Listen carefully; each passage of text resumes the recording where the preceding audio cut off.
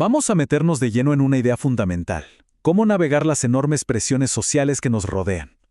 Pero ojo, no se trata de usar un mapa que alguien más nos da, sino de tener una brújula que construimos por cuenta propia.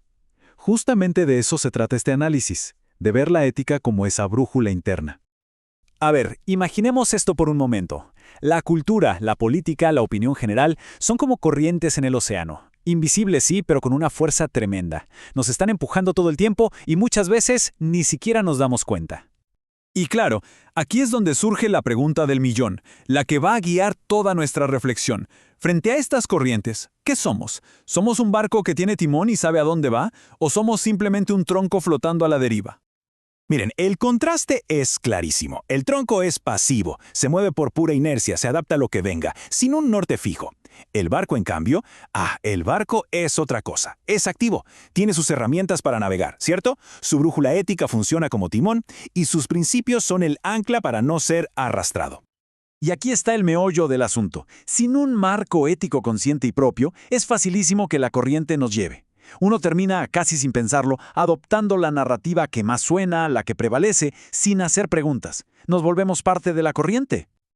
Ok, pero a ver, ¿por qué necesitamos esta brújula? ¿De dónde sale esa necesidad? Para entenderlo de verdad, tenemos que ir un poco más allá de lo práctico, a una idea filosófica que es muy profunda y realmente lo cambia todo.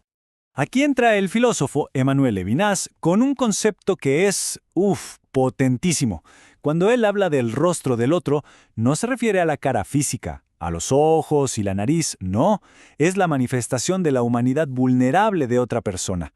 Es una presencia que, de alguna manera, nos interpela y nos exige una respuesta, nos hace responsables.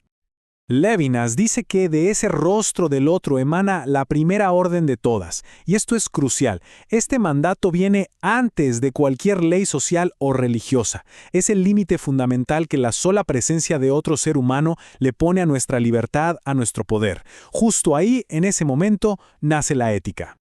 Y esta es quizás la idea más radical de Levinas.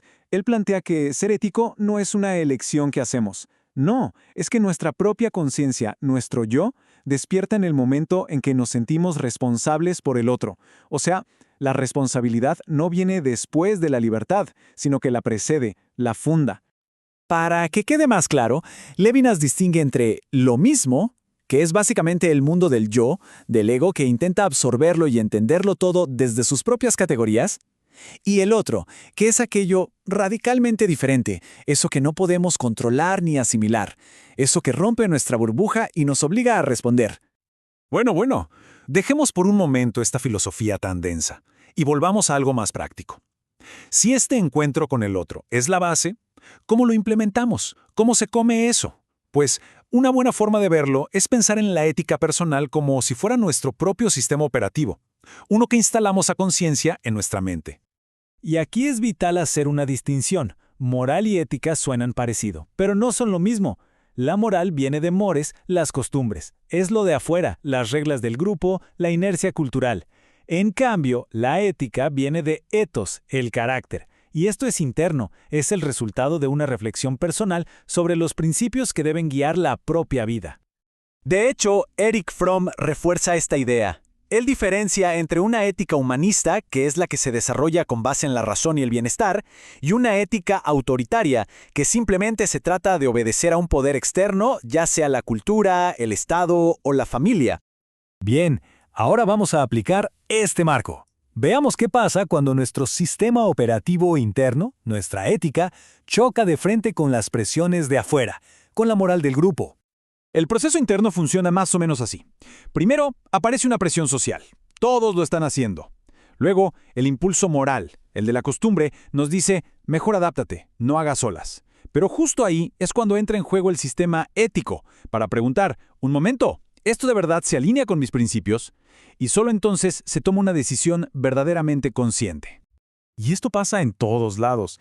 En el trabajo, por ejemplo, cuando una decisión para conseguir un ascenso puede dañar a un colega. En la política, cuando se impone una narrativa que demoniza a todo un grupo. O incluso en la familia, cuando una tradición choca con los valores que uno tiene sobre la persona que quiere ser. Hay una analogía con el cerebro que es genial. La moral del grupo muchas veces le habla a nuestros instintos más básicos, al instinto de la manada, al miedo. La ética, en cambio, es trabajo para la corteza prefrontal. Es la parte que reflexiona, que evalúa, que siente empatía. Es literalmente un acto deliberado de pensamiento superior. Pero claro, seamos honestos.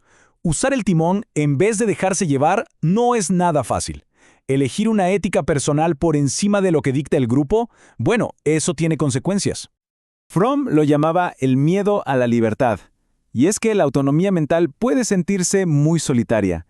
A menudo es mucho, pero mucho más cómodo y seguro someterse a la autoridad del grupo que forjar el propio camino y hacerse responsable de esa elección. Y esto nos lleva a un punto crucial. Sí, puede haber un costo social.